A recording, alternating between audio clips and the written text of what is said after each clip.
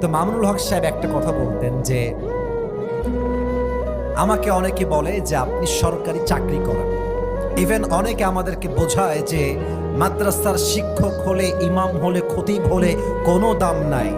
মামুনুল হক সাহেব একটা কথা বলেছেন, আমার কানে এখনো এটা বাজে। উনি বললেন যে,